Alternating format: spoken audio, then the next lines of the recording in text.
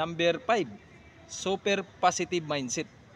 May pagkakataon talaga na bigla na lang darating sa buhay mo ang panghihinaan ka, tinatamad kang gawin ang mga bagay-bagay na isa sa mga proseso para sa iyong pag-asinso. Dapat tumayo ka at pilitin mo pa rin na maging positibo. Ipaalala mo sa iyong sarili kung bakit at kung ano ang purpose ng pagsasakripisyo mo. Ang pagkakaroon kasi ng positive mindset, nakakatulong ito sa iyo para sa mas malinaw na pag-iisip, para gawin ang mga bagay at harapin ang mga problema na kinakaharap mo. Kaya please bumangon ka. Number 6, bukas ang sarili para matuto. Ang pag-aaral ay hindi lang ito matatapos sa paaralan. Kung gusto mo talagang umangat sa buhay, kailangan bukas ang iyong sarili sa mga makabagong kaalaman.